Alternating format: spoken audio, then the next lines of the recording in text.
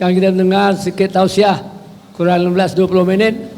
InsyaAllah besok malam ada lagi majlis maulid untuk disampaikan lagi pada Fadil Syekh guru besar kita Habib Saleh Al-Jufri daripada Ribat Darul Mustafa Solo, Jawa Tengah, juga ahli murid pada Fadil Syekh Al-Habib Umar bin Salih bin Muhammad Salim bin Hafiz Hadramaut, dan juga ia ialah ketua Muasalah Bainul Ulama Indonesia. Pada masa yang tepat silakan bawa mic di depan dia. Fadal masykur. Ya, berdiri di situ ya. InsyaAllah. Allahumma salli ala Muhammad. Assalamualaikum warahmatullahi wabarakatuh. Alhamdulillahi rabbil alamin. Wa bihi nasta'inu ala umuri dunya wa din. Asyhadu an la ilaha illallah wahdahu la syarikalah. Wa asyhadu anna sayyidana wa nabiyyana wa qurrata a'yunina wa nura qulubina wa maulana Muhammadin wa ala alihi wa sahbihi wa man walah, amma ba'd. Yang saya hormati para habaib, para alim ulama, para tokoh-tokoh masyarakat, tokoh-tokoh agama, wabil khusus guru kita Datuk Kiai Haji Hafidh bin Salamat, dan juga para habaib yang lain yang tidak bisa saya sebutkan satu persatu tanpa mengurangi rasa hormat dan ta'zim saya kepada antum. Alhamdulillah, saya pribadi sangat gembira sekali dengan hadir di majelis ini. Sudah sekian tahun saya absen untuk hadir. Yang pertama saya sampaikan, sungguh inspiratif guru kita Datuk Kiai Haji Hafidh, walaupun beliau ya sudah cukup lumayan tua lah begitu, tapi semangatnya berapi-api untuk membangun peradaban Islam, sehingga kita dibawa tadi dalam sebuah tayangan dan beliau uraikan satu persatu dari mulai sebelum Masehi sampai datangnya Islam, dan akhirnya ditutup dengan dakwahnya Ali Ba'alawi yang ada di Nusantara. Beliau kumpulkan sekian banyak ulama, Masya Allah, di Nusantara ini datang semuanya, dari Indonesia, dari Singapura, dari India, dari Thailand, dari berbagai negeri. Masya Allah, merupakan hal yang perlu kita contoh, kita toladani, khususnya para pemuda-pemudi Islam, bahwa begitu besar semangat beliau untuk mengembangkan dakwah dan kepedulian kita dan pengetahuan kita tentang Nusantara pada khususnya, yang dimana kita berada di negeri ini.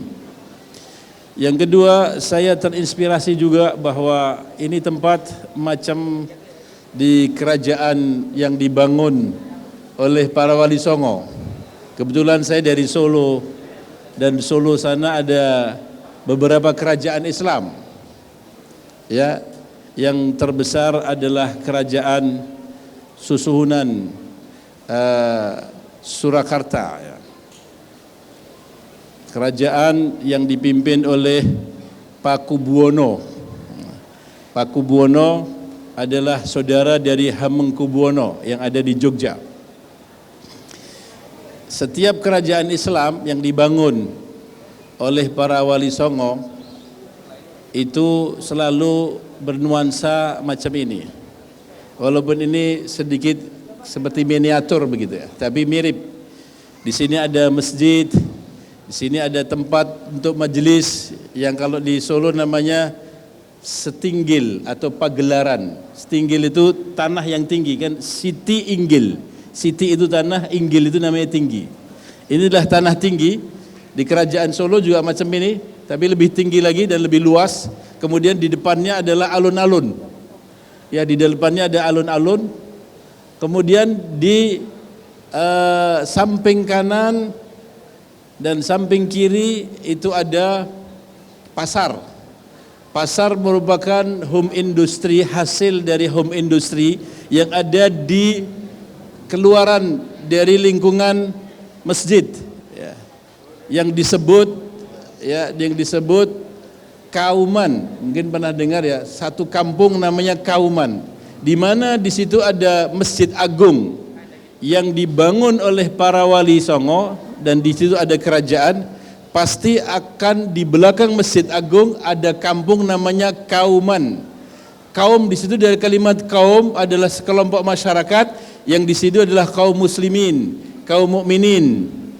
Dan masing-masing dari kaum tersebut ya minimal 40 rumah, minimal ya, tapi jelasnya lebih, ada ratusan rumah di sekitar itu, diberi kemampuan untuk berkarya, mengeluarkan industri dari rumah seperti membuat sepatu, membuat tas, pengrajin emas, pengrajin batik untuk garment, ya, kemudian pengrajin berbagai macam hajat keperluan orang, kemudian masakan Jawa, ya, masakan tradisional, kue-kue yang dijual di pasar macam ini. Ini ada pasar kan, ada minimarket atau ada outlet untuk menjual. Macam di Solo kalau kita datang, di sana ada Masjid Agung, di depan Masjid Agung ada alun-alun, ada Stinggil, kemudian ada pasar yang disebut Pasar Klewer. Ya, Pasar Klewer itu adalah pasar yang dimana merupakan hasil dari home industry orang-orang sekitar Solo, Pasar Kliwon, ya, kemudian jual emas, jual sepatu, jual slipper, jual bags gitu ya, bag dijual di pasar situ, masya Allah. Dan dia punya pemutaran cukup besar ya, mungkin kalau di 1 tahun lebih triliunan rupiah ya, bisa juta-juta dolar yang ada di Klewer situ. Merupakan sebuah pasar besar di Indonesia. Ini dan hebatnya juga bahwa di belakang Masjid Agung selalunya ada pesantren. Ada pesantren tahfidzul Quran, ada pesantren untuk belajar syariat. Ya, kemudian orang-orang yang lulus dari pesantren yang hufadzul Quran, kemudian ahli syariat, ahli fikih, maka itu disebarluaskan oleh para wali yang merupakan guru-guru mereka untuk ke kampung-kampung, ngajar ke kampung-kampung. Dari mulai tingkat kalau konstelasi masyarakat di Indonesia mungkin berbeda dengan Malaysia, tapi boleh saya sebutkan, di sana adalah masyarakat yang terkecil di kampung, namanya dusun. Namanya dusun. Dusun itu dipimpin oleh salah satu santri di dalam agama, namanya Imamuddin. Orang Jawa sering menyebut muddin, itu dari kalimat Imamuddin, atau dalam bahasa Jawa namanya Suronggomo. Suronggomo adalah ahli musyawarah agama. Ahli musyawarah agama, dialah yang menjadi marja'iyah dari masyarakat dusun, di mana dia menyembelih kambing melalui dia, menyembelih ayam melalui dia, kemudian kalau ada tazhizul janaiz dia menikahkan secara syariat beliau. Ini namanya Imamuddin. Dan semua satu dusun akan tunduk dengan apa yang disebut oleh, apa yang dipimpin oleh Imamuddin, dan dia berdampingan. Imamuddin adalah orang yang memimpin keagamaan, kemasyarakatan yang berhubungan dengan agama. Kemudian pemimpin pemerintahan yang diputuskan oleh raja namanya kepala dusun, atau dalam istilah bayan. Bayan adalah kepala dusun. Kepala dusun ini murid dari muddin. Kemudian di atas dusun ada yang namanya desa. Di atas dusun ada yang namanya desa. Desa itu dipimpin oleh kepala desa atau lurah. Dan ada pendamping ulama dari kepala desa, merupakan dia memegang tentang kepemerintahan, ya. Kalau yang gurunya namanya Ki Anom, Kiai Anom. Kiai itu adalah ulama, Anom adalah muda, ulama muda dia memimpin desa. Itu adalah susunan yang dibuat Wali Songo ya. Ki Anom adalah pemimpin dari desa. Semua imamuddin itu ada yang di dusun-dusun, kira-kira satu desa ada yang membawai 10 dusun, ada yang membawai 15 dusun. Masing-masing itu dipimpin oleh imamuddin. Imamuddin adalah anak murid dari Ki Anom. Dan Ki Anom adalah guru dari kepala desa atau lurah. Di atasnya lurah ada yang namanya wedono. Ya, wedono, kawedanan. Ya, Bapak Wedono ini kepala daripada kelurahan-kelurahan yang banyak, lurah, ada 10 lurah dipimpin oleh Wedono. Lah disebut kawedanan. Dipimpin oleh Pak Wedono, dan Pak Wedono ini adalah murid dari Kiai. Namanya Kiai. Kiai adalah guru dari Ki Anom yang ada di desa-desa. Kemudian Ki Anom adalah guru dari mudin yang ada di dusun-dusun. Nah, kemudian di atas Wedono ada namanya kabupaten. Ada namanya kabupaten. Kabupaten dipimpin oleh bupati. Ya, dipimpin oleh bupati. Atau dipimpin kalau itu kota, wali kota. Dipimpin wali kota atau dipimpin oleh bupati, dan bupati ini adalah murid dari Ki Ageng. Maka ada Ki Ageng Pandanaran, ada Ki Ageng Selo, ada Ki Ageng banyak Ki Ageng. Ki Ageng itu adalah merupakan guru dari bupati, dan Ki Ageng adalah merupakan guru dari kiai yang ramai tadi. Kemudian di atas bupati ada yang namanya Kasultanan, atau kalau di sini bilang kerajaan, Kasultanan Demak, Kasultanan Mataram, ya, itu semuanya adalah dipimpin oleh sultan, dan sultan adalah anak murid dari Wali Songo. Ya, maka Wali Songo beliaulah yang memutuskan siapa yang jadi sultan. Siapa yang jadi sultan? Kita tahu sebuah contoh saja, ketika berdakwahnya dari Hindu Buddha oleh para wali, masuklah Islam putra Brawijaya V yang namanya Brawijaya VI, masuk di pesantrennya Raden Ahmad Rahmatullah yang disebut adalah Sunan Ampel yang ada di Surabaya. Brawijaya VI masuk pesantrennya Sunan Ampel, diberi nama Abdul Fattah. Bapaknya masih Hindu, tapi dia masuk Islam. Dididik oleh Wali Songo ini Abdul Fattah menjadi hafid Quran, menjadi ahli agama. Kemudian bapaknya akhirnya masuk Islam. Maka beliau diangkat oleh ayahnya untuk menjadi bupati. Ayahnya sultan, dia jadi bupati yang ada di Demak. Kemudian beliau berdakwah karena sudah lulus dari pesantren. Beliau hafid Quran, beliau da'i ilallah, dia orang alim, dia orang soleh, karena dididik tasawuf, agama, dan juga dakwah oleh Sunan Ampel. Maka beliau memimpin kabupaten dan didampingi oleh para wali songo, berdakwalah di sekitar Semarang, Rembang, ya, kemudian sekitar segitu Boyolali dan sebagainya. Kalau kita di Jawa Tengah itu, akhirnya masuklah Islam berbondong-bondong karena yang mendakwahi adalah seorang putra raja dan dia adalah pemimpin negara, didampingi oleh sultan, oleh para wali.